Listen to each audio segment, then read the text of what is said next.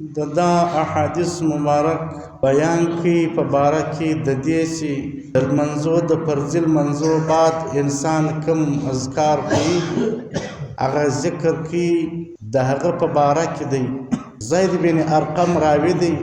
هغه وایي چې نبی کریم صلی الله علیه وسلم موږ ته وویل چې موږ به د لمانځه د هر لمانځه بعد درود 10 واره سبحان الله د الله حمد وای سبحان الله سبحان الله د دې معنا دا ده چې د تمام عیبونه سدي د الله پاک سره هغه نيسته دي الله پاک منزه دی پاک دی د هر عیب سره د هر نقصان سره سبحان الله دا معنا هر هغه عیب د عرش ستر پرش چې په مخلوق راځي یو کمی کې راځي او په هغه کې یو حدوث راځي پاگی کی پناہ رازی اللہ رب العزت دا ہر نقصان سے پاک دی پاک سبحان اللہ دامان الحمدللہ سدی درود ارشوار نبی علیہ السلام مشتدا ویل سدی درود ارشوار الحمدللہ ویل دا دی معنی دادا سی تمام کمالات تمام خوبیانی تمام صفت کمالونا او ټول صفات کمال سدي هغه الله لره ثابت دي نو زید بن ثابت وای چې نبی پاک صلی الله علیه وسلم مرتدا وویل چې درود شوار سبحان الله وایست او درود شوار الحمدلله وایست او د دې په معنا هم وشو درېمه دفعه کې دا وایست ونکبر 4 او پیغمبر اسلام مشتدا ویل ستې ته وختي ته څلور دیر شواره بیا الله اکبر وایست دا څلور دیر شواره په دار غلې دی سی هغه ننی وی درود دیر ننی وی راځي دا یو سی الله اکبر څلور دیر شوارس نه بدا پر سوس دا بسل پر برابر د سل عدد برابر د الله اکبر دا معنا چې الله ډیر لوی دی الله تر هر څه عظیم دی تر هر څه برتر بالا دی تر هر شي تر تمام مخلوقات او ټول کائنات الله ډیر لوی دی او دا ټول سدي هستی سره غلې ده کنيستي راولي ک پنا راولي ک انسان ته وجود ورکي الله دی الله اکبر دا نو دی وای مشت سیدار اوشول سدرود ارشوار سبحان الله وایست درود ارشوار الحمدلله وایست بیا درود څلور ارشوار الله اکبر وایست دا پرسل د 100 عدد برابر دا سمشت وول یو انصاری صحابي په خوب کې هغه صحابي لره یو فرشته راغلی یو ملائکه ولراله په خوب کې انصاری صحابي وي دا فرشتي ورته ولته ته خو د الله نبی دا ویل دي سید ته درود شوار سبحان الله واست دا دونه واست الحمدلله درود شوار واست الله اکبر څلور دیر شوار واست صحابي ورته په خوب کې ورته گایش د ملائکه ولو قال نعم هو غیرته دا فرشتي بیا بل قسم عدد وروشوي ولدا خو ډیره شده ته دی کوي دا رقم هم یو ترتیب دی 25 واره سبحان الله وایست 25 واره ته الحمدلله وایست ته 25 واره الله اکبر وایست او 25 واره ته تهلیل وایست لا اله الا الله لا اله الا الله دا بمسل پرس فرشتي بیا په خوب کې دا ترتیب هم وروشو اوس اسی خوب حجت نه دی اسی د یو چا خوب سدی هغه دلیل نسی جوړېدلی یو شرعي خو که چیرې نبي کریم صلی الله علیه وسلم سره تصدیق وکړي بس بیا حجت اوس دا عدد هم شو دی که سړی دی تسبیحات کوي چې درود شواره سبحان الله درود شوار الحمدلله څلور دیر شوار الله اکبر وکي دام سید او هغه د فرشتې ذریعه کوي کې هم صحیح دی. نبی علیه السلام یې تصدیق وکړي ول صحیح دی په خوب کې تا ته ورښوولی دی ملایکې دا هم حق دی دا هم صحیح دی. نبی کریم صلی الله علیه وسلم د دې خوب تصدیق وکړي د خوب تصدیق سې وکړي بیا حجت شرعي وګرځېدی بس صحیح ده دا ترتیب هم ته وکولی سي ته بیا 25 واره سبحان الله 25 واره الحمدلله 25 واره الله اکبر 25 واره وایه لا اله الا الله. نبی کریم صلی الله علیه وسلم سهار شو خوب یې ورته ووایي خبر یې کوي پیغمبر اسلام ته ففعلوا وکړي دغه رقم یې کوي دا هم صحیح دی دا هم ښه ترتیب دی دا رقم یې وکړي. نو دا هغه راغلي دي واقعه داسې وه دا اذکار چې نبی اسلام وښول 2 قسمه راغلي دي. یو داسې و چې دا غریبانان خلک رالو دا فقیران رالو دا مسکینان خلک رالو ناداره خلک چې یا نبی د خدای نبی دا مالدار خلک خو خیراتونه کوي صدقات کوي هغه زکاتونه خلکو ته ورکوي نور صدقې سرسایې ورکوي د خلکو سره احسانات کوي. موږ سره دا شی نسته د دا فقیرانو سره دا فکر سره و دا غم سره موږ سره دا شی نسته نو موږ څه وکړو. نبی علیه السلام دا ورته وویل زه به ته دا شی در وښیم چې د لمانځه بعد ته 30 واره سبحان الله وایست 30 واره الحمدلله وایست 40 واره الله اکبر وایست. دغه مسکینان خلکو ته دا وویل خو ته بیا دا وایست دا هم درغونه دي لکه څوک صدقات کوي لکه څوک ډېر خیراتونه کوي لکه څوک چاته ډېر امدادونه کوي دا ستی دپاره هغه جبیره دا ستی د مسکنت خانه پورې په دې باندې دا د ماوکتۍ دا هغه تسبیحات هغه اذکار بیا اغنیاو مالدارو خلکو هم واورېدل هغو هم شروع کړو مسکینانو هم ویل هغه مالدارو هم شروع کړو هغو هم دا تسبیحات شروع بیا دوی ویل یا رسول الله هغه د مالداره خلک یې هم وایي موږ یې هم وایي خو بیا پر موږ بالا سو دا غنیان خلک پر موږ بیا بالا سو تسبیحات موږ وایي دوی هم وایي. نبی علیه السلام ذالک فضل یؤتی من یشاء دا خو د الله فضل دی چې چاته یې ورکوي بس خوښه ده د الله فضل ورکړی دی بهتري یې ورکړې ده ټیک ده وایي دې ګرده دی وایي دوی پرته باندې الله په مال کې بهتري درکړې ده هغه پرته بالا ده. ذالک فضل الله یؤتی من یشاء دا د الله فضل دی دا د الله مهرباني ده چاته یې ورکړي. یو دا واقعه هم او دې ته ذکر فاطمه هم وایي دی هغه واقعه دا وه داسې یو بله موقع باندې حضرت فاطمه رضی الله تعالی عنها ته نبی کریم صلی الله علیه وسلم دا وښول په دې موقع کې چې چا و دې ته وویل چې ته ډېره ستړې یې یا اوبه راوړې یا د کور په خدمت باندې نو د غنیمت څه کوم هغه غلامان یا منځ راځي ته هغه نبی کریم صلی الله علیه وسلم ته دا رپورټ پیش که تا ته به یې درکړي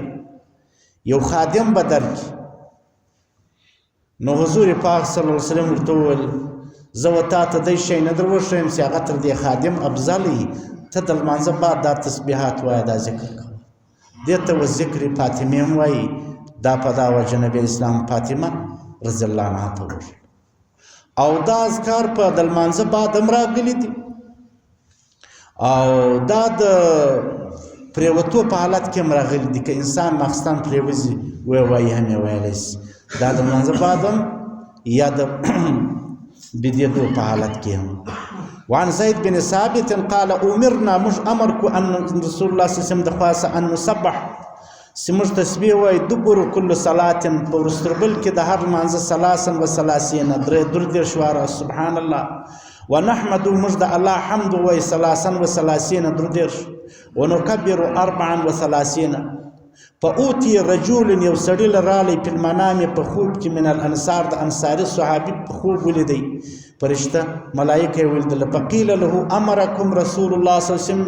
ان تسبحوا في دبر كل صلاه كذا وكذا دا شان درشول دي قال انصاري صحابي ورتول في منامي والروح نعم قال حضور پاک صلی الله علیه وسلم ورته فجعلوا دغه فرشتي ورته وویل فجعلوها وګرځوي 25 پنځه د پیه کوي وجعلوا فيها التهلیل 25 وار لا اله الا الله ورسره فلما اصبح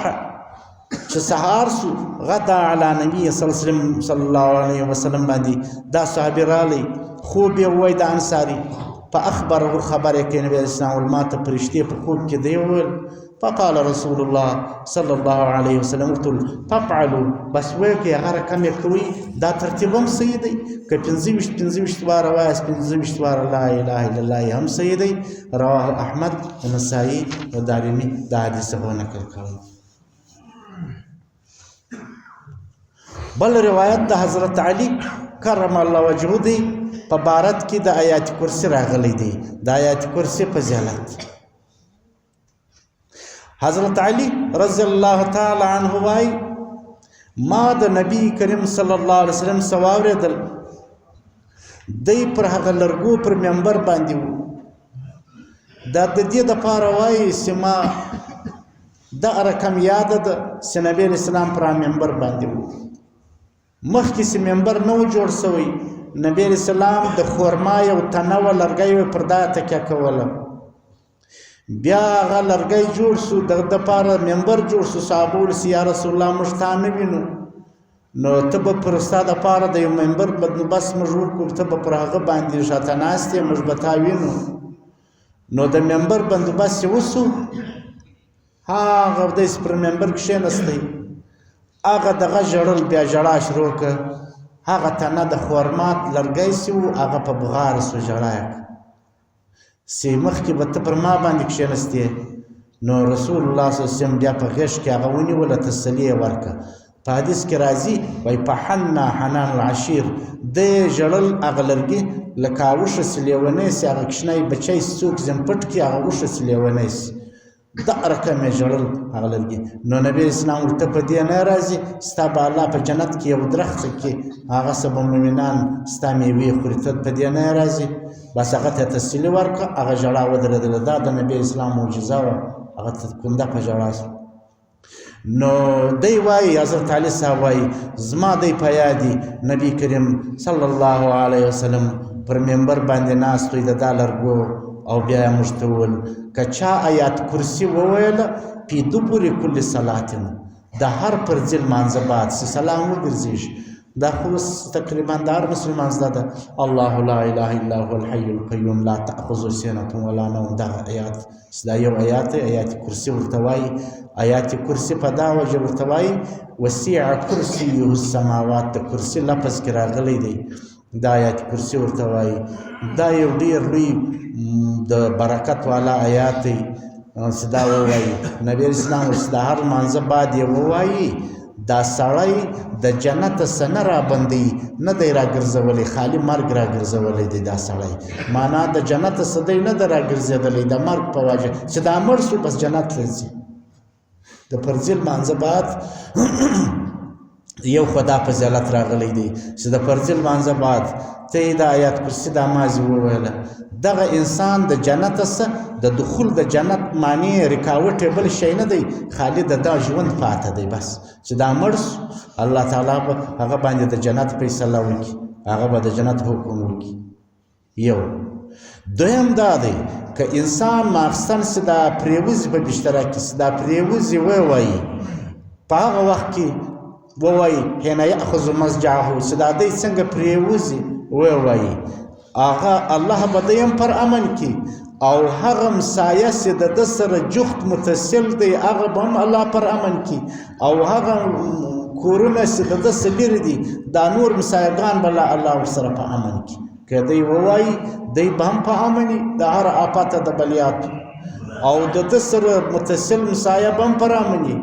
او نور چې د دوی څه لرې دي هغه به هم پر امني د آیات کرسي دومره فضیلت دی انسان دپاره د جنت د ده په مابین کې خالي مرګ دی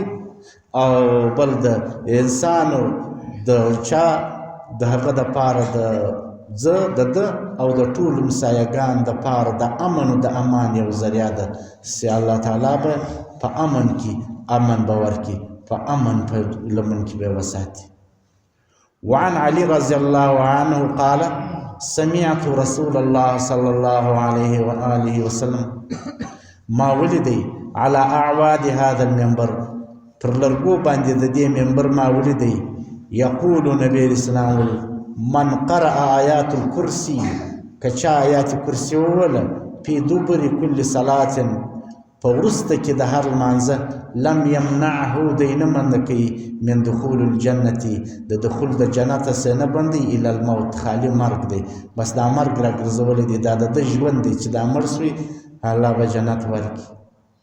ومن قرأها کچا وویله حين یأخذ مضجعه په هغه وخت کې چې دی پر بستره باندې پرېوځي امنه الله به امن ورکی ودته علی داره د په خپل کور کې په ګرد کور کې به هم امن امانی و دار جاره د همسایه و اهل دویرات حوله شاوخوا په کلي کې به هم وي هغه الله امن راولي امن به ورکي څه وکړي چې هغه ماستان پرېوځي دا ووایي. دا د آیات کرسي. دریم د ماښام د لمانځه او د سهار بعد دغه څلورمې کلمې ذکر څه دی دا ډېر لوی فضیلت لري. څلورم هغه دا چې لا اله الا الله وحده لا شریک له له الملک وله الحمد یحیی ویمیت بید الخیر یحیی ویمیت بید الخیر وهو علی کل شیء قدیر. دا کلمه څه ووایي لس واره راغلې که چیرې لس واره چا وویله په مغرب کې لا ډېره نه ده راغلې ماښام دلته یو روایت راغلی دی ډېر روایتونه د سهار راغلي چې سهار یې وویله الله به د ده دپاره پر هر وار باندې لس نیکۍ ورکوي او د ده څه به لس ګناوې پورته کړي او د ده دپاره به لس درجې بلندې سي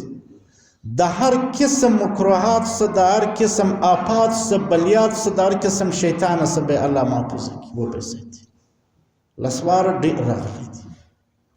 وعن عبد الرحمن بن غنم عن النبي صلى الله عليه وسلم قال من قال قبل ان ينصرف مخکې تر دې چې دی د لمانځه ولاړېږي دغه ځای څه ویسني رجلیه د ده پښې د هغه ځای څه بدلېږي دی د هغه ځای څه ولاړېږي من صلاة المغرب یا صبح یا د ماښام یا سهار کم کلمه وایي لا اله الا الله وحده لا شریک له دا معنا ده چې لا اله نسته معبود الا الله یو الله دی وحده لا شریک له د لره شریک نسته له الملک باچهي د ده د څه تصرف کوي وله الحمد بید الخیر یحیی ویمیت وهو علی کل شیء قدیر 10 مرات ووایي دا کلمات كتب له بكل واحدة فهر وار باندې 10 حسنات الله بلس نیکی ورکی ومحيت عنه 10 سیئات الله بدد لس گناوی مټاو کی ختم بکی پورته بکی ورفع له 10 درجات وكانت له حرزا د پاره به تحفظ من كل مكروه ده بدی سبه حفاظت وحرزا د تحفظ من الشيطان الرجيم او لم يحل لذنب دا انسان د پاره بد ګناه نه پاتې کیږي ان یدرکو الا الشرك د کفر د شرک ما سه ټول ګناوي الله وربخشي مګر بهترین سړی به څوک وي بهترین به هغه وي چې دغه ډیره وویل دغه رقم دا کلمه سړی بازار لورسي وایم الله دغه نیکی ورکړي بازار لورسي وكان من افضل الناس عملا افضل په انسانانو کې به عملا هیڅوک نه الا رجلا يفضله هغه څوک به یقول افضل مما قال هغه به یې هغه ډیره به په دوی کې ډیره وویله هغه سړی به وي کنې نور د کفر د یو شرک ما سوا بل بدی ګناه نه وي چې الله پاک هغه نه پرورځي الله به ورسپاکي او دا ډیر لوی فضیلت د سهار ناست لږه یو وخت یو جغپه و یو پاټی و نبی علیہ السلام د نجد خواته ولېږله دی په لږ زمانه کې ډیر غنیمتونه رالو او دوی ژر رالو ډیر غنیمتونه و یو سړی په دوی کې دا وویل چې هغه نه و تللی، هغه دلې پاته سوی په کلي کې نه و تللی. ول موږ داسې نه دي لیدلې ما رأینا بعثا اسرع رجعة چې ډېر ژر راسي ولا افضل غنیمة من هذا البعث، داسې لښکر موږ نه دی لیدلی چې دونه ژر هم راغلی او دونه ډېر غنیمت یې هم راغلی. نبی کریم صلی الله علیه وسلم ورته وویل زه تر دې ډېر غنیمت نه در وښیم، دا خو فاني ده، دا خو هغه دنیا هر شی فاني دی، دا خو د دنیا غنیمت وي، دا خو به یې وخورسي ختم بس. آیات شریف هم دغه دی، الله وایي ما عندکم ینفدو، ستاسې سره چې کوم مالونه دي، ستاسې کوم جایدادونه دي، ستاسې کوم عمرونه دي، ما عندکم ینفدو، دا ټوله پناه کېږي. وما عند الله باق، هغه چې د الله سره دی هغه باقي دي. چې د الله سره کوم شیان دي، چې د الله په لار کې ته کوم شی صرف کړي، د الله دپاره کوم یو ذکر و عبادت و یو لمونځ وسو، یو تلاوت وسو، هغه باقي دی. ستاسې دپاره هغه باقي دی، دا باقي نه دی، دا خو ختم کېږي. نبی علیه السلام ویل زه به تر دغه فوج ولاړی، دغه مجاهدین ولاړو، دی لږ ټیم کې تیر کړي، ژر دستي برته رالو او ډېر غنیمتونه راوړو، تر دې یو افضله شی نه در وښیم.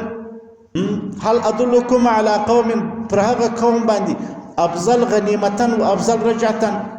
هغه دی قوم شهدوا صلاة الصبح، هغه انسانان دي چې د سهار لمانځه رالو، ثم جلسوا یذکرون الله، د الله یو ذکر یې وکړي تر هغه وخته پورې چې لمر راختئ. دا تر دغه انسانانو ډېر افضله سو کوم چې دغه ولاړو، دا جغفه ولاړه او ژر رالو، د جهاد ډېر غنیمت یې راوړي. نبي علیه السلام دا پر افضله دي، ځکه هغه خو به پناه کېږي، هغه غنیمت خو خړ کېږي، ختم کېږي، بس ولاړئ. او دغسې د سهار لمانځه له ولاړو او ساعت کښېنستل بیا رالو، د دې دا تر هغه نورو بالا سو. الله پاک په لار کې و او هغسې دی د الله وایي چې ستاسې په لاسو کې مالونه دي، ستاسې کوم شیان دي، دا د پناه والا دي، دا د دنیا ګرده نعمتونه هستۍ و نیستۍ، د دنیا غمونه و ښادۍ ګرده عارضي دي. او کوم چې د الله په لار کې دي، د الله سره دي، هغه به باقي وي، هغه به ستاسې دپاره په شی واخلي.